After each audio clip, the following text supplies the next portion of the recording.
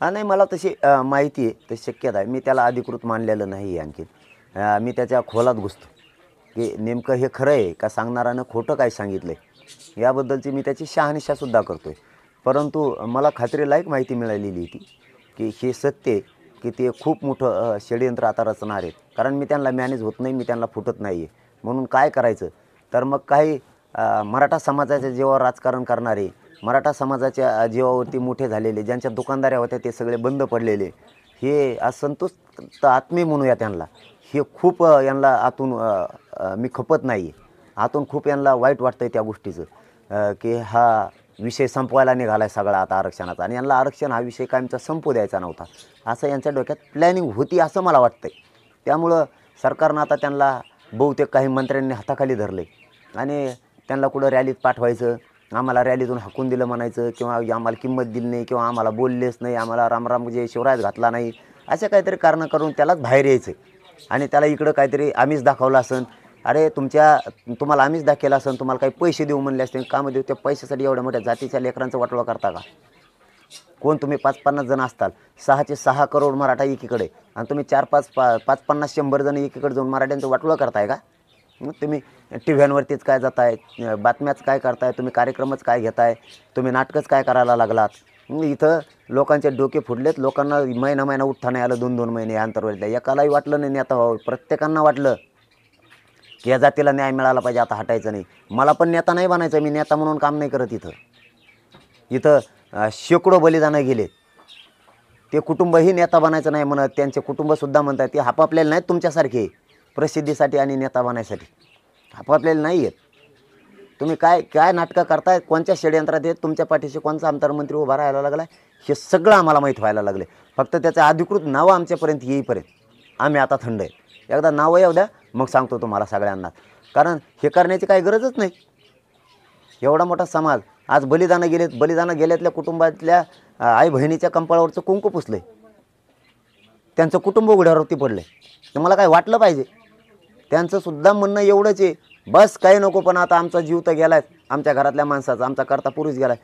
त्यांचं स्वप्न होतं आरक्षण मिळालं पाहिजे, आरक्षण मात्र मिळालं पाहिजे, हे त्यांचं स्वप्न आहे. तुमचे स्वप्न काय आहे? मला नेता व्हायचं आहे, मला प्रसिद्धी पाहिजे, यांच्यामुळं सगळंच बंद पडलं. तुमच्या प्रसिद्धीसाठी माझ्या मराठा समाजाचं वाटोळं करता का तुम्ही? तुम्हाला नेता बनायचं म्हणून माझ्या जातीचं वाटोळं करता का, गोरगरीब पोरांचं? आणि तू एकटाला नवसाचा लागून गेला का? कोण येत तुम्ही? 50-100 जण म्हणजे राज्यातले, तुमच्या दुकानदाऱ्या बंद पडल्या म्हणून माझ्या जातीचं वाटोळं करता का तुम्ही एवढ्या मोठ्या? या संकट काळात तुम्ही सोबत राहायला पाहिजे. उलट नाही यायचं तुमच्या पेपरला नाव, नाही यायचं तुमच्या टी व्हीला नाव, पण तुम्ही यावेळी सोबत राहिलं पाहिजे. समाज संकटात आहे सध्या, समाजाला सगळ्या बाजूनं सरकारनं विरोधी पक्षाने घेरले, त्या टायमाला तुम्ही सोबत राहायला पाहिजे. तुम्हाला तुमचं आठवायला लागलं का? इथं 20-20 हजार लोकांवरती केसेस आहेत राज्यात.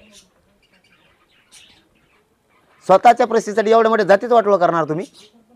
मुंबईत बैठका, काहींच्या कानाकोपऱ्यात, काहींच्या कुठं कोल्हापूरकडं कानाकोपऱ्यात बैठका, काहींच्या कुणीकडं नागपूरकडं कानाकोपऱ्यात बैठका, कुणी इकडं तिकडे घेतोय, कुणी संभाजीनगरला घेतो बैठका, कुणी अहमदनगरला घेतो, कुणी लातूरला घेतो.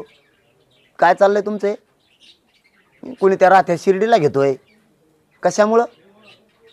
तुम्हाला आता समाजात चांगलं नाही होऊ द्यायचं का तुमच्या स्वार्थासाठी?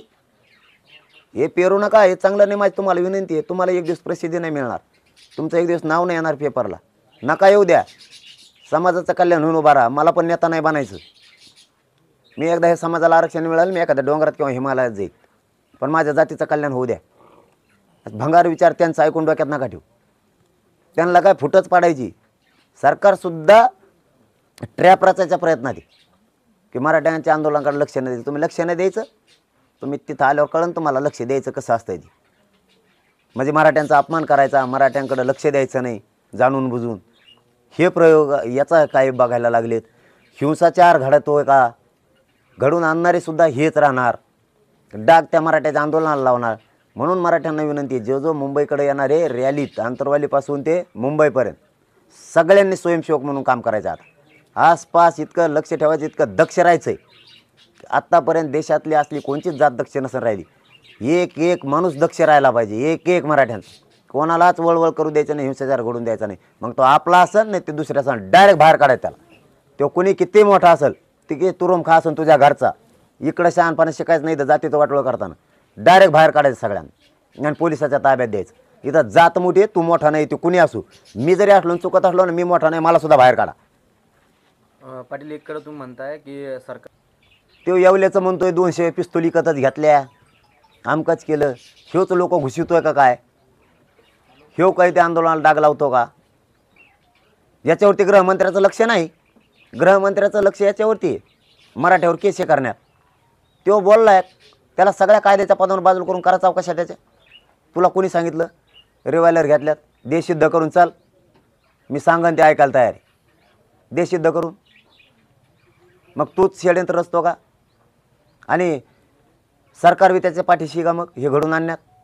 दोनही उपमुख्यमंत्री, मुख्यमंत्री पण त्याला कसं काय दाबीत नाहीत तुम्ही? तो काय पण बोलतो तर. आणि आता रस्त्यानं काही हिंसाचार होणार, आमच्यावर आणून टाकणार मग तुम्ही. मराठे भेते येतात, भेत असतेत. आमच्या मनगटाला दम आहे, तुम्ही आमच्या मनगटाला मनगट लावायच्या भानगडीत नका पडू. तुम्हाला देशात झालं नाही असं होईल, आमच्या मनगटाला मनगट लावायचा प्रयत्न नका करू तुम्ही. आमचं शांततेचं आंदोलन तुमची पुरी जिरवी, आम्हाला हातसुद्धा उचलायची गरज नाही कोणावर. आम्ही 3 करोडपेक्षा जास्त मराठे मुंबईत येऊन बसणार आहेत. तुम्हाला 26 तारखेला दिसन मराठेचं वादळ काय असतं, जगानं कधीच बघितलं नसतं. इतके मराठे ताकदीनं मुंबईत येणार आहेत. तुमचे जेवढे काय षडयंत्र आहेत पुरे उधळणार आहेत मराठी. एक बी षडयंत्र ठेवणार नाहीत तुमचं. तुम्ही काही करा, तुम्ही लक्ष देणार नाहीत का नाही देणार तेही तुम्हाला त्या टायमाला कळून लक्ष द्यावं लागतं का नाही. तुम्ही आता जरी काही टोळ्या आमच्यातल्याच हाताखाली धरल्या असल्या, काही त्या ओबीसी नेत्याची तुम्ही टोळी हाताखाली धरली असत, तुमच्या सगळे डाव एकही यशस्वी मराठा होऊ देणार नाही. तुम्ही आता बिनतारी संदेश पाठवून काय शोध घ्यायला लागले, नाटकं करायला लागलात, कोणचे वाहन येणार आहेत, कोणचे मराठी येणार, त्याला मराठी भेट असतात काय?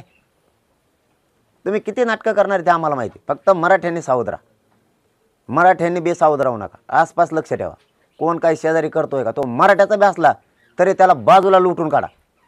ते कोणी का असं नाही, तो दादा आहे का फादा आहे का, ते कोण आहे ते त्याच्या घरचा.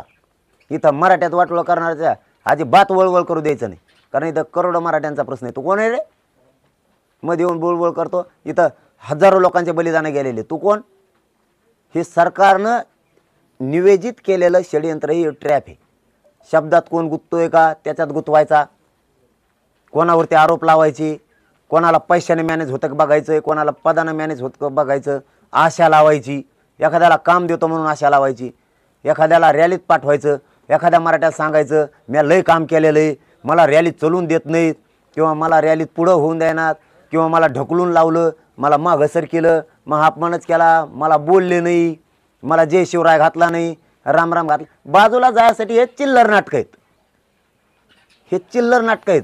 मग आता बाहेर जायचं म्हणल्यावर कारण सांगायची गरज आहे का? सरकारचं ऐकायचं आणि तिकडून फायदा उचलायचा सरकारचा म्हणल्याच्या नंतर.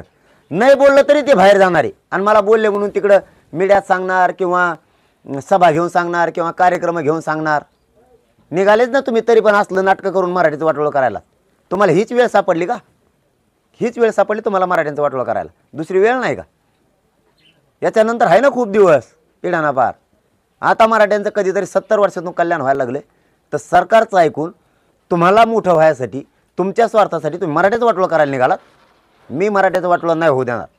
मी मेलो ना, गोळ्या जरी घातल्या तरी मी झेलायला तयार आहे. फक्त मराठ्यांनी हे आंदोलन बंद नाही पडू द्यायचं. मी मेल्यावर सुद्धा मराठ्यांच्या पोराच्या पदरात आरक्षणच टाकायचं, त्याशिवाय कोणत्याच मराठ्यांनी मागं हटायचं नाही.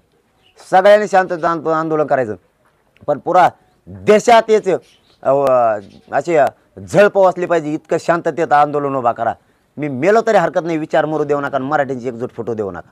यांना काय षडयंत्राचा रचू द्या, मी यांना मोजितं नाही, गिनिणार सुद्धा नाही. यांना येऊ द्या पुढं माझ्या, मग सांगतो यांना. मी मुंबईकडे 20 जानेवारीला जाणार आहे. जर यांनी महाराष्ट्रातल्या सगळ्या मराठ्यांना ओबीसीतून आरक्षण नाही दिलं तर मुंबईकडे निघालोच म्हणून समजा. या कोणाकोणाला अडवायचं ते. आणि तुमचे कोण कोण बनवलेत ना तुम्ही, हे 50-50-100 जण राज्यातले, हे मराठ्यांच्या जीवावरती मोठे झालेले, मराठ्यांच्या जीवावर दुकानदाऱ्या करणारे, यांना सुद्धा पुढे या म्हणा तुम्ही. तुम्हाला समाज दाखवेल त्या टायमाला. आणि समाजाला सांगतो, यांनी जर मराठ्यांचं वाटोळं करायचा प्रयत्न केला ना, यांना अजिबात किंमत देऊ नका. मग तो कोणी असं, मी असलो तरी पण मला बाजूला लुटून काढा, पण मराठ्यांचं वाटोळं होऊ देऊ नका.